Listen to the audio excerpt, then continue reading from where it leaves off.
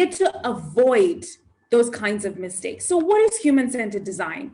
Well, today we're just going to go through it in a couple of seconds. Pastor Munashe, I've sort of lost track of what time my segment ends. So if you can just send me a WhatsApp message of the exact time it ends so that I know everything today. So we're going to do a crash course on this. A crash course meaning this is not the big thing, but we're going to be quick about it, okay?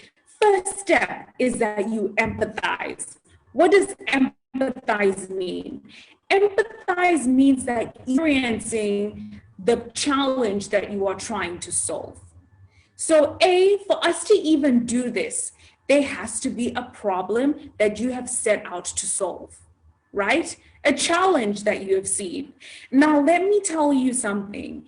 In the world of business, challenge doesn't mean people are starving or doesn't mean that, it's gut-wrenching, it's a bad situation. Not necessarily.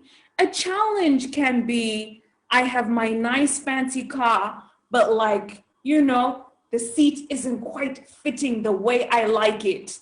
And maybe my invention is a special seat cushion, okay? Challenge is defined as anything that is of difficulty in any type of situation. So don't feel like, oh no, we're talking about business. Business is business, okay? So first, I know what my challenge is, right? Then I'm going to empathize. So it means I'm going to experience what it's like. So let's say, for example, with Simba, my challenge was that 100 million children living in urban cities did not have access to quality early childhood education. So I went to Deep Sloot, which is a township in South Africa. I went to Soweto. I went to ECD centers. I went to homes. I went to schools. I wanted to understand life in an ECD center. I wanted to understand life for a family that doesn't have an ECD center close by. I wanted to experience life in the best ECD center so that I could really get an understanding of what is the problem here, okay? So when in the empathizing stage, that's when you do surveys asking people, would you use this? Would you do that? That's where you do samples, okay? If you want to sell cakes, don't assume we're all gonna like your cake. You can bake one cake, cut it into small bite sizes and stand there at the shopping center. And as someone tastes, you say, rate it from 1 to 5. Okay. And let me tell you something. The best way for your business to fail is if 100 people rate your cakes a 2. And then you say, well, that's their problem anyway. I used flour from Pick and Pay. It's not going to sell. If your customers don't like it, they don't like it. So it's better to discover it with the little square cakes than to discover it once you've delivered someone's cake. And guess what? The Makua networks are talking about how dry your cake is. Okay? That's the empathizing stage. Now, the defining stage is where now that you had your challenge, you've been exploring different ways in which your challenge affects different. Now you can define what your challenge actually is. Okay. Now, in the defining stage, for example, in Simba, I've shared with you that my challenge was early childhood education. Now, when I defined it, I discovered that it was teachers. Not enough teachers were trained. Teachers who were trained didn't have textbooks. Some teachers, I would go to some ECD centers and the teacher would literally for 1 hour, it would be, this little light of mine, and it was, do you have another plan of what they're doing today? Oh no, children just like this. And you know how they will start screaming, this little light on top of your voice. And then now the little kids are actually not singing anything. They're just going, and they didn't learn anything. It was just, and then there was this myth that all kids want to do is nap, watch TV and eat.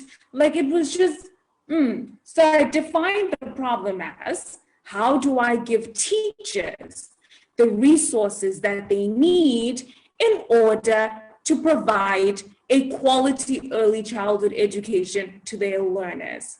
So at first, and then when I got to define it, I narrowed it down, but based on what? Then now I knew solving the problem. For those of you who have access to a wall, that's all you need is a wall and pieces of paper. We began to map out different ideas. And let me tell you something, in your ideation stage, no idea is too silly, okay? We would map ideas. What if we did, now let me tell you this idea we actually thought was a good idea.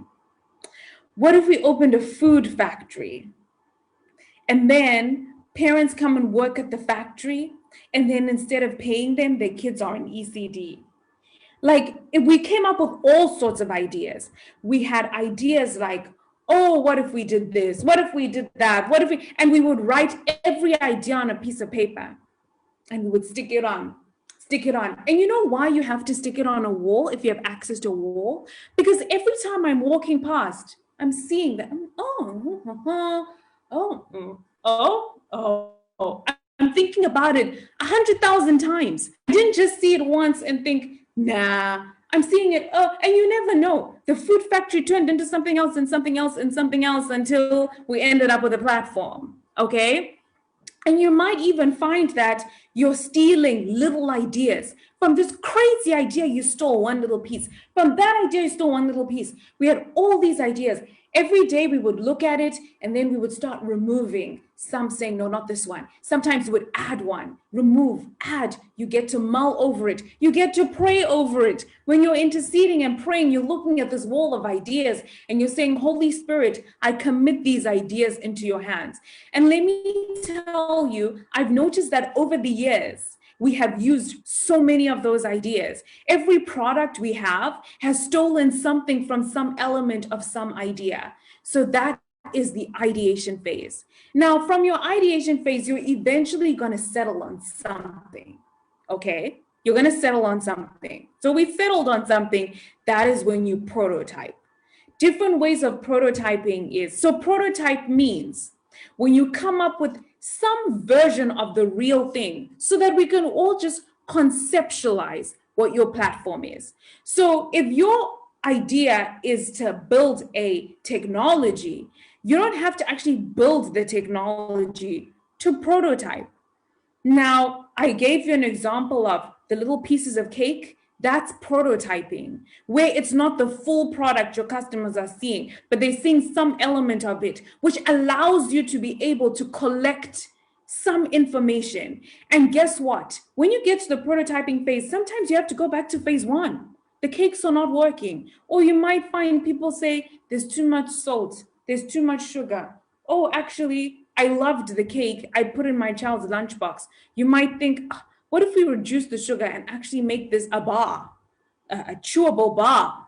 Or maybe you might say, you know what, this is too fresh to package. The lifetime is too short from the time I bake the cake to the time I sell it.